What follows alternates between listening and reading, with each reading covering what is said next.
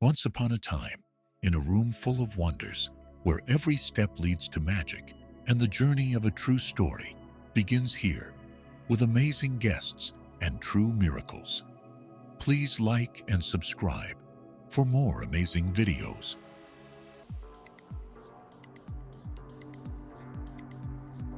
Thanks for inviting me.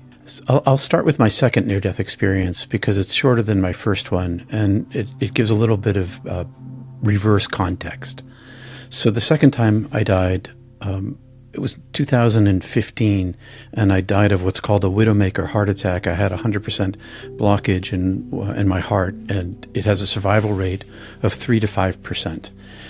By the time I got to the urgent care center in my rural town, I'd already spent 45 minutes to an hour suffering from this heart attack, which meant that my golden hour was over. So I was loaded onto the gurney and loaded into the ambulance, and off I went for an hour and a half drive down to our main medical center with the catheterization lab. And on the way, I died. And I didn't take any opiates to control my pain. I was using meditation to control my pain. It's a practice I've had for a long time because opiates make me sick. And I told the doc that if you gave me these opiates, I'd probably be vomiting into my oxygen mask, and then we'd have a more serious problem. And he asked me how I was going to manage my pain, and I said I was just going to meditate, which is an easy thing to do, even though it sounds like it might be hard. You'd be surprised how simple it is. So I was in the ambulance, and my eyes are closed, and I'm meditating, and I hear the paramedic radio into the catheterization lab, and she says, we're losing him. And I opened my eyes, and I looked up at her, and she had panic on her face, but she's a professional, so she immediately went into her professional face, and it's okay face. But the pain had come back so strongly that I couldn't stay out of my meditation.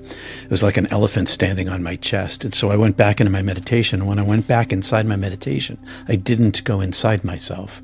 I went into this anteroom outside of my body. And my body, I couldn't see my body, but I could see into it. It was like a dark cave. And I was outside of it in the ambulance, which I couldn't see either, but I was in the beginning of the tunnel. And this time, when the same angelic being that came to collect me the first time in 1980, when I died ice climbing in Western Canada, this angelic being, this intelligence, and I call it an angel because I don't know what else to call it. It was a globe orb of intelligence. And in this time, when it came to me, it communicated to me telepathically without language, and the plural. The first time it came to me, it was a singular, a single being. This time it was many in one. And as it came to me, it said, it's time for you to come. We've been waiting for you. And I from the day that I first died back in 1980 until this day in 2015, in addition to my interior Kriya Yoga and meditation life, and I was also praying for my death every day. Take me home. I don't want to be here. And so when my heart attack started, I was in a yoga studio practicing yoga, and I had this heart attack in the studio, and I went outside by myself, and I thought to myself, oh, I didn't realize when I was waking up today, today's the day I get to go home. So I was actually pretty excited, and I realized that my enthusiasm, I should think about my wife and my kids and my brand new grandbaby before I let myself die right here, because I was like, I'll just stay right here till I die. And I tried to sit up, and I couldn't sit up. And someone came out, a yoga teacher came out, and got me to the urgent care center. And I decided on the way that I should at least try to stay alive. I shouldn't just let myself go because too many people depending on me. So in the ambulance, as I said, I popped out of my body, and this angelic being came to collect me, and I was willing to go. So I just started going along. And the first time this entity came to collect me, it absorbed me into itself. But this time, I knew what was going on, and instead of absorbing me into itself, I kind of went off parallel to it. Like it was here and I was there, and I kind of, if we had hands, which we didn't, we would have been holding hands, and we started to go up. And then I thought, oh, wait a minute, what about I better check in to see if everybody's ready for me to go, because this was pretty sudden. This was, suddenly I'm dying. And I have a congenital thing in my family. So this is a history. We have a family history, people in their 50s dying from heart attacks. So although it wasn't a surprise, it was still a surprise. So I turned around and I kind of went back inside the cave of myself, and I could see my son, who had met me at the urgent care center and had at one point leaned into me and looked me deep in the eyes, held my hand and said, "Dad, I love you." And I could read him like, oh my gosh, he's not prepared for this. And he was in his late 20s. I was like, whoa. So I'm inside myself and I'm looking around and I see him now I see all of his emotions and I see his unpreparedness. I was like, oh geez, maybe he's not ready for me to go yet. And then I see my daughter, and my daughter had been in an abusive marriage, and she had we had helped extract her from this marriage, and they had just had a baby. And so the baby is, this little tiny thing, and my daughter, and there's some danger here. And so I thought, oh, jeepers creepers, who's going to protect my daughter from this guy? If not me, then who? And then I saw my granddaughter, who was a little baby at the time.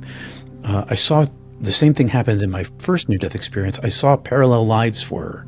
I saw her life with me and her life without me. And her life with me I was her dad figure for the beginning of her life. And without me, there was no dad figure.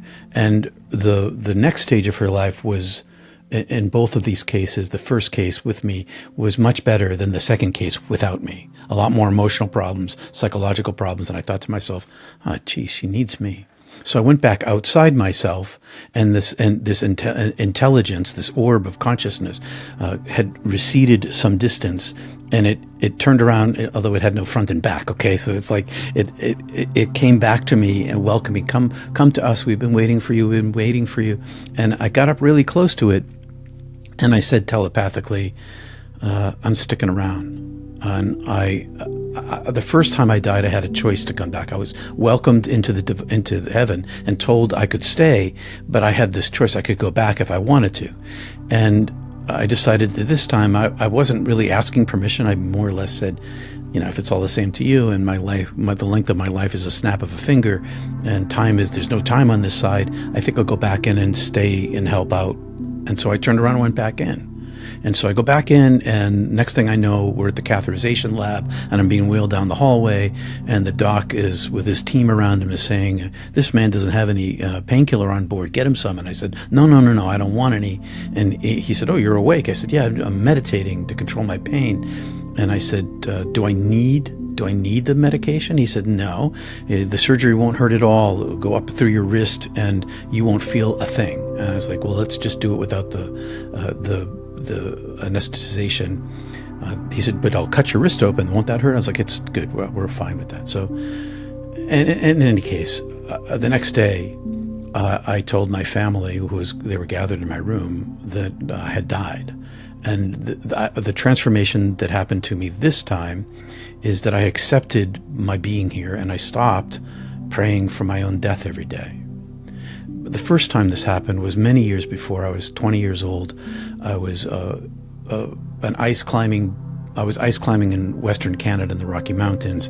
We were on a 10-day snow caving backcountry ski trip in March with about 10 feet of snow on the ground, sub-zero temperatures. Not an unusual environment for me. I grew up in the wilderness, backpacking and camping all seasons, and I was an experienced outdoors person in the high mountains. But I'd never ice climbed before, and that was a new thing for me. I'd rock climbed, but not ice climbed, and I came up short on my equipment, and I tried to make this climb with an axe, a full-length axe, and a little tiny hammer, which I made the climb, but it was a stupid thing that I did because it slowed my climb down significantly, so much so that by the time we reached the top, the sun set, and the temperature dropped 30 degrees, and we were 500 or 600 feet up this ice face, stuck on the side of the mountain. And I'm going to spare the trauma of the night. It was the most traumatic night of my life. We decided that we were going to die, and that if we were going to die anyway, we might as well try to fight our way off the mountain. So we roped up and we fought our way down off this sheer face, traversing and repelling.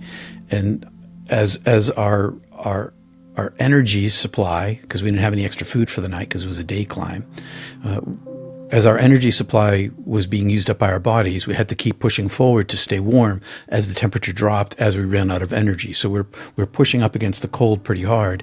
And I ended up with frostbite and advanced hypothermia. I went through all the stages. They were terrifying. I lost my ability to coordination, went away, and my eyeballs were freezing, and we couldn't hardly speak because our tongues were freezing. And it was a horrible, terrible, dark night where my partner, who was a certified lead climber on ice, we were both controlling our fear with willpower. And we got to this place just before the second rappel where my willpower that was driving me forward and making careful decisions about movement and not expending too much energy and not even talking, but then my instinct kicked in. So I felt like I went into, there's a place inside our brains, way down deep inside, they call the reptilian brain. It's the oldest part of our brain. And that thing it kicked on for me, and I no longer was having to drive myself forward as an active will. This instinctual bodily aspect of myself asserted itself for my own survival. And it was a strange and unusual experience aspect of this, because I no longer had to willfully control my pain. So we get to the last rappel. We're 100 feet up or so, and we're on a ledge the size of a big table. And on this ledge were holes drilled into the granite, because we're off the ice, and pins epoxied in with rings and carabiners and straps and carabiners to our harnesses. So for the first time in the night, we were safe from falling. Tim was to my left, I was to the right, and we could, a million stars in the sky. There's no light up there there's no ambient light from the ground, a million stars in the sky. And we could hear the river, the Saskatchewan River, bubbling beneath the snow near us. And I had the rope, and I had frostbite. My feet had gone from feeling frozen to feeling on fire to not feeling anything. And so we were in a very dire situation. I had the rope, I tied it to my harness, I took the other end of the rope and I tossed it out around this corner that we had just rappelled down in the dark because it was in the shadow. And as I pulled on the rope the very first time, the rope jammed in some kind of wedge crag up above, and I pulled it maybe 3, 4, 6 inches, and it stuck. And the more I pulled it, the tighter it got. And so now we can't go down and we can't go up. We have crampons on, we've got ice axes and helmets, and now we're on rocks, so we don't have climbing shoes. And besides, it was a sheer face, and we had frostbite. We couldn't descend and we couldn't ascend, and so I kept pulling on the rope, trying to get it free, flapping the rope to try to couldn't loosen it, and then as I stood there, I got really, really hot, which is something that happens in hypothermic situations. And I knew better because I was on the National Ski Patrol as a volunteer, and I knew better. I knew the stages intellectually of how hypothermia works, and that hypothermic people are often found naked because they have this surge of heat. And I felt like all the blood had rushed up from my legs and from my arms into the core of myself. And I remember thinking, I don't really need my feet and my arms to survive. What I really need is my heart, my lungs, and my belly. And I thought, this is very logical. And so I unzipped my coat, and my partner, Tim, saw me unzip it, and he yelled at me, "Zip up your coat." And I was like, F off, I'm too hot. And of course what happened is that I exposed myself and I got colder faster. And as this happened, I had this peace settle over me. I gave up fighting. I decided I'm going to die, and there's nothing I can do about it. So as I had this experience of unzipping the coat, I just accepted it, and a peace settled over me, and I started thinking about my mom and my dad, and my sister had run away, and she had vanished from our lives, and I started thinking about God and love and life and all those things, and I just kept pulling on the rope, but I didn't think I was going to make it. And then I began to fall asleep, and I would fall asleep like a curtain dropping on a stage. Ba-boom, I'd be asleep, fall and smack my head on a helmet, stand back up, pull on the rope. And then I stood back up this last time, and as I stood up, I had this big, huge black circle around my vision, which I'd never seen before, and I was confused by it. And as I was looking forward, this big circle kept closing. And I remember thinking, as it got really narrow and my vision was like telescopic, I thought I must be falling asleep again. And then when I had that thought, it went out, blackness. Only I didn't fall asleep. I woke up, and it was I was very confused. I was like, where'd the mountain go? Why am I awake? What's going on here? And I felt like my soul self emerged from my physical body and kind of stood partly in it, but partly outside of it. And in front of me, where the mountain was this expansive darkness. And this darkness was, well, I don't know how to say this. It was deep darkness, but it had depth to it. I could see, even though it was deep darkness, I could see its depth. And way far in the deepest darkness, way far away from me, this single pinprick like a star appeared. Very tiny. And as it appeared, it came flying, rushing toward me, covering this vast expanse, faster than I ever thought possible. And I wasn't scared, but I was definitely confused. I didn't know what was going on. And as it came to me, it communicated to me telepathically, "You're coming with me. I'm taking you." And I thought, I'm not going anywhere. I don't know what's going on. And so I kind of reached back and I pulled up my willpower again and I put it up like a shield against this. I'm not going anywhere. I don't know what's going on. And it just wiped my little tiny shield aside and plucked me out like a blade of grass. And I was then absorbed into this gigantic sphere of transparent intelligence. And I was inside of it, and I had a body, but it wasn't a physical body. It was metaphorically light. And I could see that I was luminous. This entity was luminous, but it was also transparent. And I felt I was severed from my body, like a pair of scissors, cut off me from my body was nothing to me anymore. And I was now, I became content and rested, and it pulled me up where it had come from. And so I was inside of it, and I could see through it into this darkness, and I had another point of view. I had 2 points of view. I was inside of this entity looking out, and I was a single eye. I was like the eye of God seeing me inside of it. So I had these 2 perspectives at the same time, kind of like lizards, those geckos that have the eyes go different directions. It was kind of like that. And I was seeing myself inside this angelic sphere, and I was looking from the inside to the outside. And this angel, this entity, was also superpositioned because it was both this entity that was carrying me, but it was also this much, I knew, I sensed, I understood, it was this much larger entity that it had reduced itself to come get me. And so it was these 2 things at the same time, fully autonomous, but yet connected. And so it carries me up to the edge of this darkness, and it pops me out, or it unfolds, and I'm now outside of that angelic entity, and I'm in a much larger space, just like the size of our universe size space, and I am gigantic. I am a gigantic single star, and this is my true self, and I know that this is my true self, and that my self-understanding, my thoughts, my feelings, my idea of me, that was all one connectedness. It wasn't like my finger over here and my ear over here. It was the finger and the ear were the same thing, and my eyes and my self-understanding all the same thing. And so I know myself as my true self. This is me. This has always been me. How did I forget this? How did I think I was that molecule bag that where I had just lived? This has always been me. I am this. And although I'm utterly alone in this no-thingness space, because I'm not made of molecules, I am made of something entirely other. And I call it light, but, I don't know what to say about it, except for that this darkness that I'm in has its own luminosity. So it's entirely dark, and there's no thing there, and I'm not even a thing. And yet, in this darkness, I can see the darkness, and I can see extensively.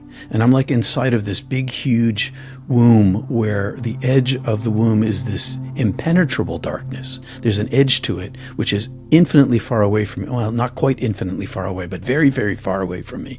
And I can see that beyond that shield, that darkness, I can sense that there is infinity lays beyond, and that there is more that I cannot see.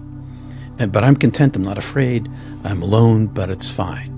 And as I'm looking at this darkness, the darkness tears itself open, and out of the darkness pours this light, this luminosity that is brilliantly white and simultaneously the same color as all the bazillion stars in the sky that night. Oranges, golds, greens, blues, and all different hues, and X-rays and ultraviolets and infrareds. And they're all these individual pixelizations and more. And they're simultaneously all of these many and this one singular light at the same time. Not flipping from one to the other, but the same at the same time. And it is the most beautiful, seductive, luscious, all I want is it. I just want it. It's so beautiful. And as soon as I want it, my thought is my action. So I want it, and now I'm right in front of it. And it was pouring out of itself, this light that was alive. It was life itself pouring out of it. And it was like this big, huge waterfall, and I was in the spray of it. And the spray is alive. And it has these different dimensions to it. It has this solid surface that I can see the surface, and then it's got this depth to it. I can see the depth of it, and I can see through it. So it's solid and permeable, and it also, I can't think of the right word for it. I can see right through it. And as it's misting me with its light and its life, and I know that it is all life, I want it, and I reach with my orb self and I touch it, and as I touch it, it absorbs me into itself, and it enters into me. And so now I'm in it and around it, and it's speaking to me without language, and all these things happen at once. I'm in timelessness, so I tell it in a chronology, but there is no time. And so the first thing that happens in this chronology is that I reshape into a luminous humanoid shape again, but my luminosity isn't contained within the limit of my skin. The luminosity extends beyond that. I'm a much larger humanoid shape, and the light that's coming out of me is me. It's not like it's coming out of me. It's what I am, and in front of me, because now I have a front, is a gigantic eye the size of the biggest star in the galaxy. This huge eye that's staring at me, pouring this light into me, creating me as I exist. And I understand that it's always been creating me, and that my existence has been eons and eons and eons old.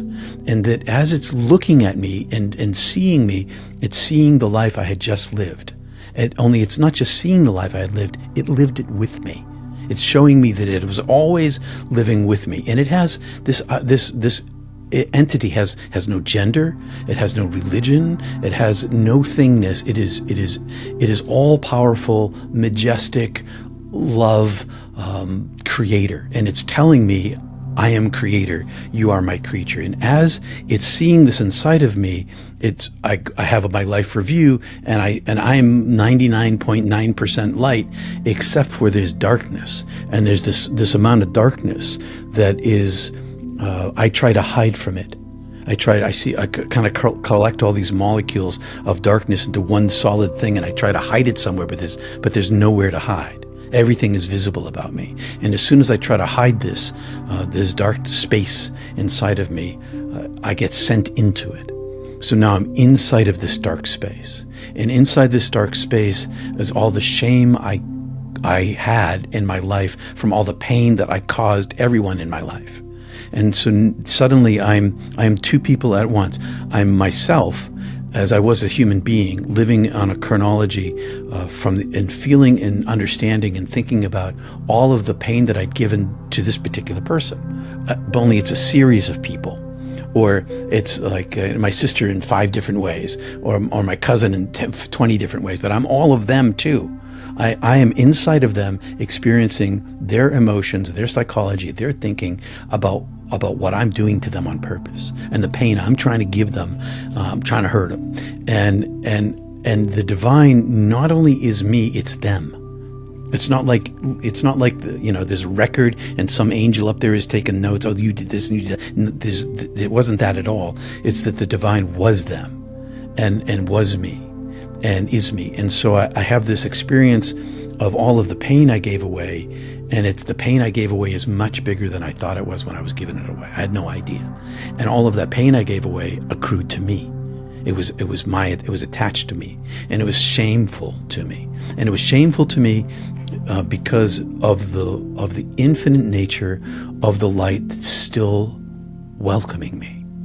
So it's pouring out this love for me, and it's this life for me, and it's showing me the ways that I had selfishly turned from it, but it wasn't judging me. There was no condemnation. There was no judgment here.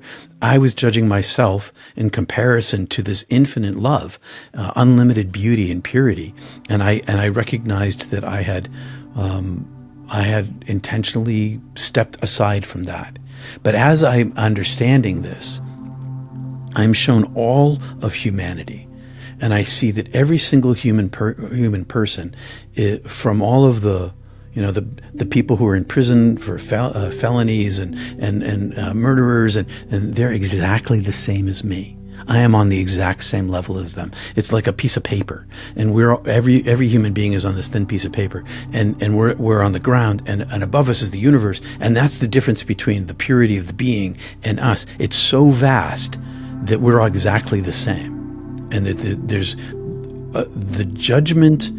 Was something that I experienced in relationship to the divine, but it wasn't just me.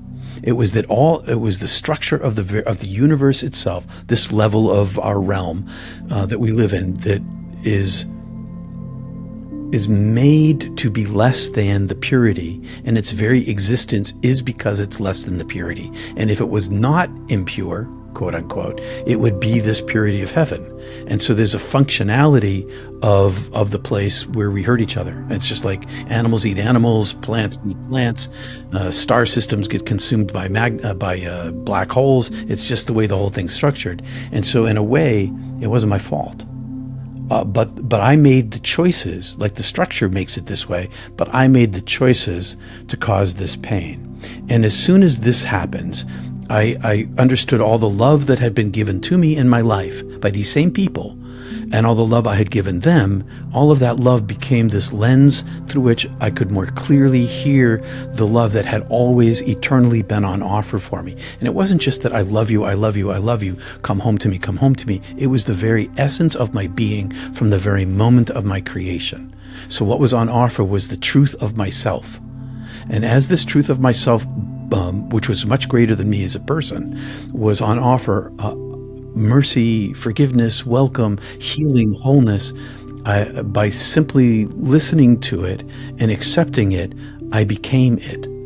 And all of my selfish attachments, all of the things I had carried with me, the pain that I had given away was like Ebenezer Scrooge, and Bob and Marley, Jacob Marley. These are the chains I forged in life. I had created my own chains, and by accepting this love that had always been on offer, they all went away. And in an instant, I was inflated. And in this inflation, all of this joy, beauty, love, truth, understanding, knowledge, adoration, paradise, bliss, eternity, love, light, all became me. And it was all of these things that we separate here on earth, 1, 2, 3, 4, 5, 6, 7, 8, they were all one thing. And I call it love, but that's not anywhere near what it is. Nothing. It's so much bigger than that. And it expands me to the size where I get to this place where I'm so deeply in communion with it that I feel like if it entered me any more, that I would be obliterated as a separate entity and enfold right back into it. And as that happens, I am then shrunk down to a single photon. So now I'm this tiny, tiny, tiny singular photon of light, and my back, if I had one, is in this greater darkness. But in front of me, it's like the infinite opened wide, and the light was made up of all these other pixels, all these other photons of light that were all entangled with each other, making up this field of one being. And yet all these little tiny photons were somehow separate and not separate at the same time. And I am connected to them like a fiber optic cable is connecting me and connecting all of them. And they're all one big thing, but they're also all separate. And as that happens, I get into this state of ecstasy, of unity with being interconnected, being the light itself. And as that happens, my attention is brought down to the edge of the darkness, because behind me, if I had it behind, is the darkness I had entered into, and there was still this infinity that I couldn't see beyond.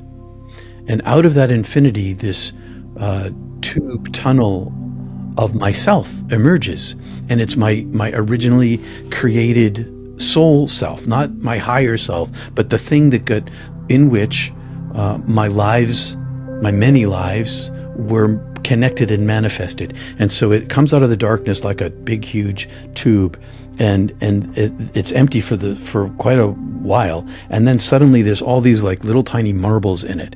And there's this whole long series of many, I don't know how many marbles, many marbles. And each one of those marbles is one of my lives. And all of them, in all of these lives, I'm still alive. And there's a chronology to them that go from A to B to C to D. But they're not like ended. They're active. And so I see this soul of myself, and I see lives inside, and I can see into the lives a little bit, and I want to see more. And so I ask, can I go check it out? And I am carried down into two different lives, and in one I'm a human being, and in another I'm a little like lizard. So I went into one, and then I was kind of brought back in time to one of my more original selves. I was this like prehistoric little lizard, afraid from being eaten by some monster who was out there. I'm hiding in the shadows, and I'm perfectly still, and my eyeballs are different, and so the world looks different. And my brain is different, so I can't really think well. I can experience but not think. But as a human being, I was like fully embodied in this guy walking down this road. And I was with a bunch of friends, and we all got black beards, and we're all kind of olive dark skinned, brown, and I got bare feet, and I got sandals, and I got hairy legs, and we're walking together, we're having a conversation, and I'm this guy. I'm walked into this guy, and we're having a talking in this language I didn't even know, but I understood. And they're having a spiritual conversation. They ask me a question. They're all kind of behind me. I'm kind of in the front. And I look over my shoulder and I begin to speak. And as soon as I begin to speak this other language, I'm pulled out again. And so now I'm pulled out again, and I'm sort of shrunk down into a size where I remember my just previous life. And I say to the divine, who is everything around me and also inside of me, and I can't see it now. It's not like a person or something. It is everything that there is. And I say to it without language, am I dead? And the voice says, yeah, you're dead. And I say, well, what about my parents? Because I can see my parents, and and they're suffering. And as I say that, it swept me across this vast space to this edge where it was like an energy field, where our universe began, and it poked a little bit of me out like a turtle head, and I could see our universe and galaxies and black holes and planets and stars, and my attention was brought to the origin of our universe. And so I can see this black edge again, this infinite edge, and out of this infinite edge, all of this light is pouring, and this light is love, and this light love weaves itself into the very fabric of all of our universe. Like the whole thing is made out of it, and it's happening now. And it's always happening now. This light is always pouring into it, making it exist. And I can see that the light is inside of everything that there is, even the vast spaces, the empty spaces between the stars. In the galaxies, this light is inside of that. And as I'm looking at this, our universe, and the light pouring into it actively and creating it as I'm watching, it's pouring out, this darkness is kicking out all these other universes, like universe after universe after universe. Boom, boom, boom, boom, boom, boom, boom, boom. And they're just pouring right out of it. And I can't really see them except for that I know that they're there. And then it's infinite nature with all of these universes and our universe, this huge amount of love woven inside of it. It's very being love. All of that is lensed and aimed right at me. And I become, in my experience, the most unique being in all the universe, the most beloved. And as I'm in this most beloved, unconditional welcome of ecstasy, of joy, it shows me Earth.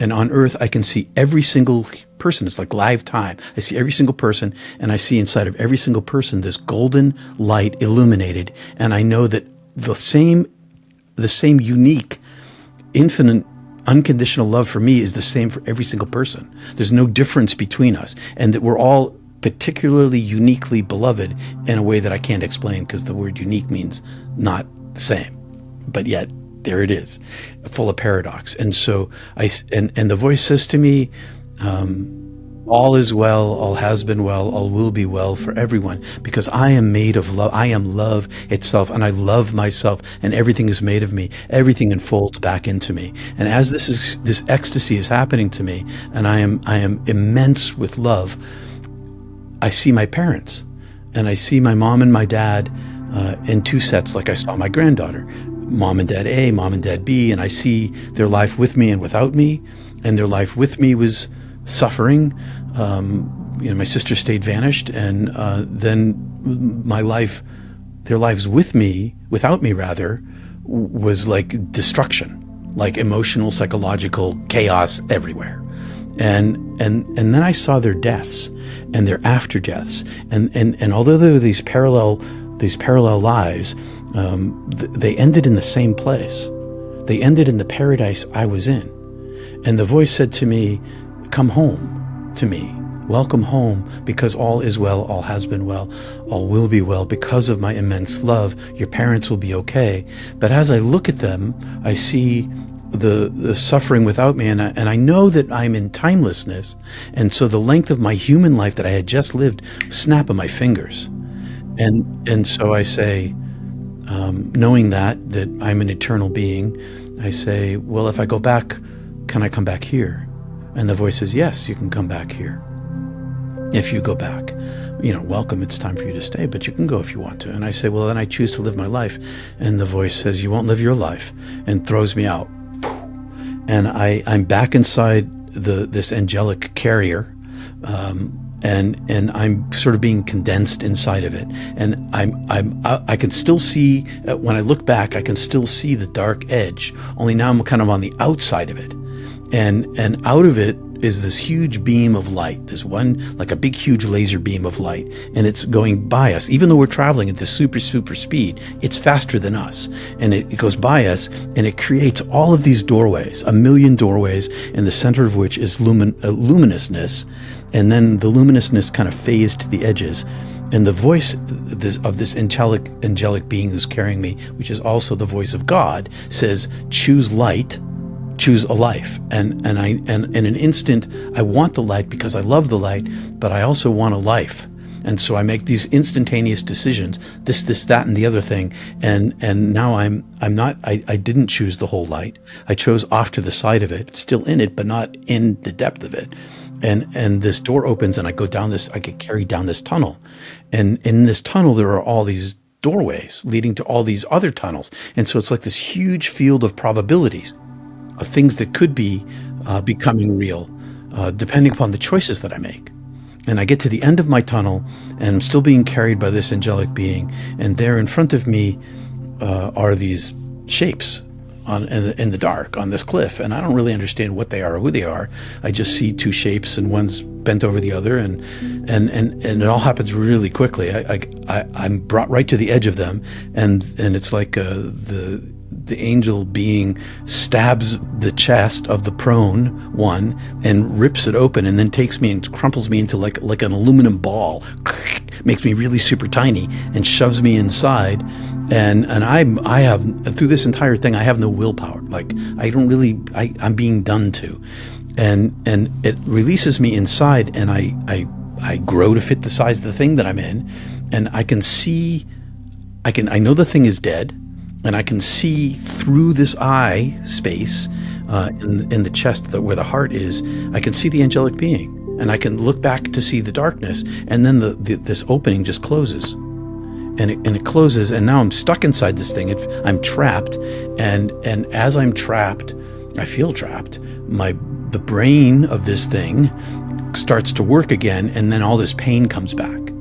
And so and it's not just the pain of the physical body, it's the pain of being human, the being not made of light anymore, being made of mud.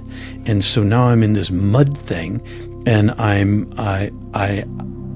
I begin to hear because my brain's working, and I begin to feel my body shake. Now I'm like, oh, this is my body, and it's shaking around, and the sound resolves into a voice, and the voice is screaming and yelling, "Don't die, don't die, don't die!" And I'm like, I guess I'm alive. And so I open my eyes, and there's Tim screaming and crying at me, shaking me, and I thought you were dead. I thought you were dead. You were dead. I thought you were dead. If you're gonna die, I'm gonna die. And he pulls me up and he's talking to me, and I don't have any idea who he is. I don't know where I am. I don't even know who I am. I know I'm in a being, but this is like remote from me. Like I have an operating system that's off-site, and finally I begin to understand who I am and where we are, and he's talking, and I pulled on the rope. He's like, pull on the rope. So I pull on the rope, and the rope comes free, and we descend, and our tent is nearby, and we get in the tent, and it's a winter tent, so we can run a stove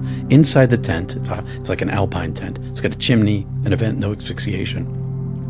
We heat up the tent, we get in our bags, we sip warm water, we bring our temperatures back up to the point where we can get in the car and turn on the heat. And because the car is right across the street, this climb was like right on the highway, Icefields Parkway. And I came back an entirely different person.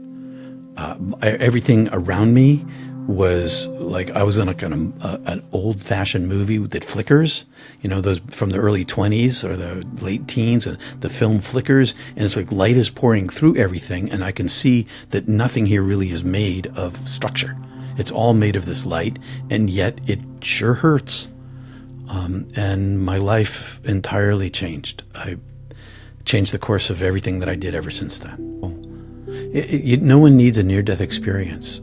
Through all the centuries, people have been having these deep spiritual experiences. You don't have to die to have one. I came back with a mission to communicate the presence of the divine in all things, to try to help people see that there is no death, and to find heaven here now.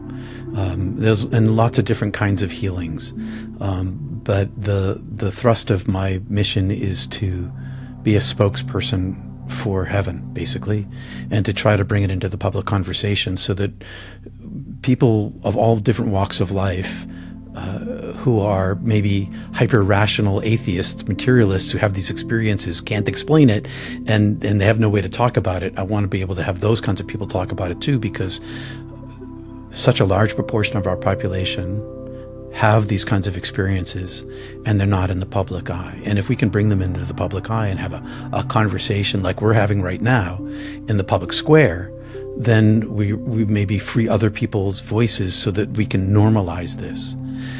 But also, the energy itself. I came back with the energy of the divine is it's real to me. It's real, and I live with it, and it leads me, and it impacts my life and psychic abilities. It's funny. I don't want to talk about them like they're my abilities, because they're not. I live in this thing. This isn't really me. I'm passing through here. It's really the divine energy itself doing its own thing through me. But it has nothing to do with me as a person. It has everything to do with itself. So I try to steer away from the whole, it's me, because it's not. I'm not even me. How can it possibly be me if I'm not even me?